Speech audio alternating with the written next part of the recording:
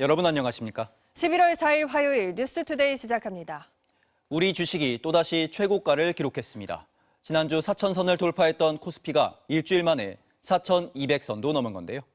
APEC을 통해 엔비디아와 한국 기업들의 협력이 발표되면서 반도체주를 중심으로 초강세를 보였고 그동안 국장에서 주식을 팔아왔던 개인 투자자들까지 대거 매수에 나섰습니다. 김건휘 기자입니다. 에이펙 폐막 뒤의 첫 거래일. 개장 직후부터 급등하던 코스피는 점심 무렵 이미 4,200선을 뚫었습니다. 지난주 4,000선을 돌파한 뒤 일주일 만에 역대 최고치를 또 깨뜨린 겁니다. 결국 2.78% 올라 4,221로 장을 마쳤는데 지난 4월 이후 7개월 만에 가장 큰 폭으로 올랐습니다. 에이펙 참석차 방한한 엔비디아 젠슨 황 대표가 한국 기업과의 협력을 강조하면서 반도체 관련 주식이 특히 강세를 보였습니다. 젠슨 황 랠리라는 말까지 나왔습니다. SK 하이닉스가 10% 넘게 급등하며 62만 원까지 올라섰고 삼성전자는 3% 넘게 올라 11만 전자가 됐습니다. 이재명 정부 입장에서는 그동안 유형자산에서 무형자산 쪽으로 투자를 많이 하고 있고요. 그러다 보니까 AI라든지 기술적 이런 쪽으로 그게 이제 이번 에이펙에서도 어느 정도 나왔다. 또 에이펙에서 한미 관세 협상이 타결되면서 불확실성이 사라졌고 한중 정상회담으로 관계가 개선될 거란 기대감도 나왔습니다. 눈에 띄는 건 개인 투자자들입니다. 올 들어 코스피가 오르는 동안 계속 주식을 내다 팔던 개인 투자자들은 지난주 4,000선을 돌파한 뒤 매수세로 전환했습니다. 어제 외국인이 8천억 원어치 가까이 팔고 나갔지만 개인은 6,500억 원 이상 사들였습니다. 그동안 소극적이었던 개인 투자자들의 순매수가 코스피 상승의 원동력이 되었다는 분석이 나오고 있습니다. 이제는 좀 지금이라도 우리가 따라가야 되냐? 지난 일주일 동안 오늘까지 포함해서 개인들의 매수세가 전체적으로 시장의 분위기를 주도한 측면도 있다.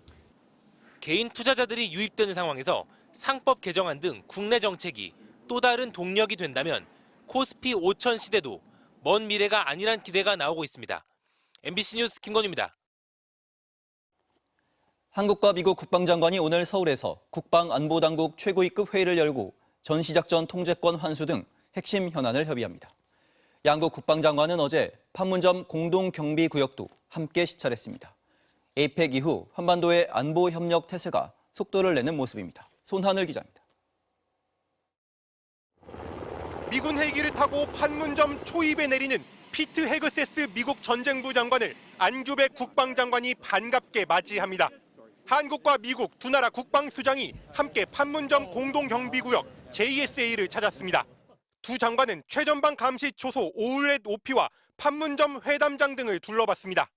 한미 국방장관이 JSA를 동반 방문한 건 트럼프 1기 때였던 2017년 이후 8년 만입니다. 양국 장관이 판문점에 직접 오게 된 것은 그 자체가 한미 연합에 있어서 상징적이다. 어느 때보다도 한미가 공고한 가운데 연합 방위 태세를 구축하면서 다만 북한을 겨냥한 언급은 없었는데 김정은 위원장과의 만남을 제안해 놓은 트럼프 대통령과 대화와 타협을 강조해온 이재명 대통령, 두 정상의 최근 기조를 감안한 수위 조절로 보입니다. 두 장관은 오늘 국방 분야 최고위급 협의체인 한미안보협의회 SCM을 엽니다. 핵심 의제는 전시작전권 전환입니다. 앞서 헤그세스 장관이 한국의 전작권 전환 추진을 훌륭한 일이라며 지지하고 안 장관이 높이 평가한다며 화답하면서 두 장관 사이의 공감대는 이미 형성됐습니다. 어제는 한미 합참 의장까지 전작권 전환을 위한 평가 항목 중 많은 부분이 의미 있는 진전을 이뤘다는 평가를 공동으로 내놨습니다. 이 때문에 전작권 전환의 3단계 검증 항목 중 2단계인 완전 운용 능력 검증을 내년까지 마치고 마지막 단계인 완전 임무 수행 능력 검증으로 넘어가자는 논의가 성사될 수 있다는 전망이 나오고 있습니다. 회의에서는 한국의 국방비 증액과 주한미군 전략적 유연성 등 트럼프 행정부가 추진 중인 동맹 현대화 문제도 협의하게 됩니다. MBC 뉴스 손하늘입니다. 내년 우리 정부의 예산은 역대 최대인 728조 원 규모로 짜여졌습니다. 오늘 이재명 대통령은 국회 시정연설을 통해 이 예산안에 대한 설명과 함께 조속한 통과를 요청할 예정이지만 야당은 포퓰리즘 예산이라며 반대하고 있습니다. 이문현 기자입니다. 지난주 에이펙 정상회의를 마친 이재명 대통령이 오늘 2026년도 예산안 시정연설에 나섭니다. 매년 이맘때 열리던 대통령의 예산안 시정연설은 윤석열 전 대통령이 여야 대치를 이유로 불참하면서 2년 만에 다시 이루어지게 됐습니다. 이 대통령은 국민 주권 정부의 철학이 담긴 첫 예산인 만큼 야당의 협조와 조속한 국회 통과를 요청할 것으로 보입니다. 내년 예산안 규모는 728조 원으로 올해 본 예산보다 8.1%, 54조 원이 늘었습니다. 예산 증가분은 기술주도 초혁신 경제를 위한 AI와 R&D에 집중 투자됩니다. 다소 재정에 어려움이 있더라도 AI 투자만큼은 실기에서는 안 되고 주저에서는 안 된다. 여당은 새 정부의 첫 예산인 만큼 원안을 사수하겠다는 방침이지만 야당은 내년 적자 국채 규모가 109조 원으로 빚잔치 예산안이라고 지적하면서 이재명 대통령의 대표 사업인 지역사랑 상품권 발행도 문제 삼았습니다. 장기적인 관점에서 이게 과연 효과가 있을 것인지에 대해서는 큰 효과는 없다라는 게 지금까지 검증된 거 아닌가 싶습니다. 또 5년간 150조 원 규모로 조성되는 국민성장펀드에 마중 물격 예산 1조 원이 편성된 것에 대해서도 필요성엔 공감하지만 펀드 조성 방법과 투자 대상에 대한 설명이 부족하다는 입장입니다.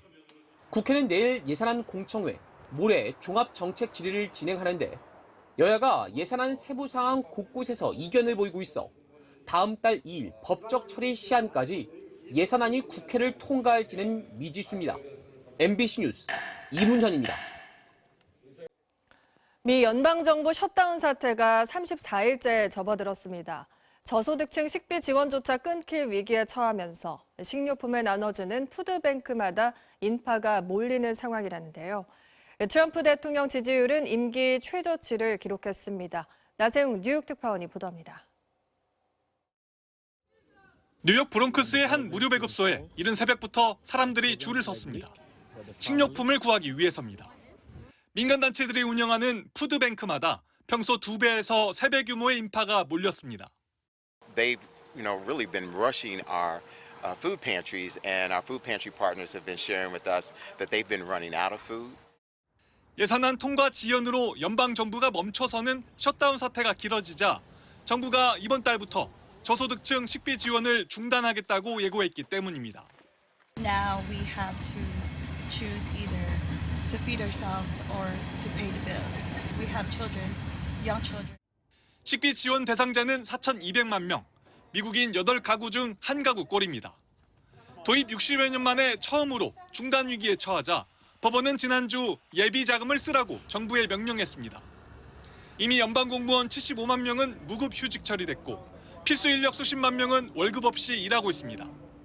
Not getting paid, going to work every day. Yeah, a lot of us are struggling to get there, but we're doing the best that we can. 법원 결정에도 트럼프 행정부는 기존 절반 수준만 지급을 재개한다는 방침입니다.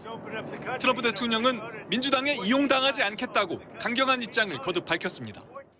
CNN은 지난주 자체 여론조사에서 트럼프 대통령 지지율이 37%, 이번 임기 최저치를 기록했다고 보도했습니다. 부정평가는 63%로 트럼프 1, 2기 통틀어 가장 높은 수준인데 연방정부 셧다운 사태 등이 주된 이유로 꼽혔습니다. 뉴욕에서 MBC 뉴스 나세웅입니다.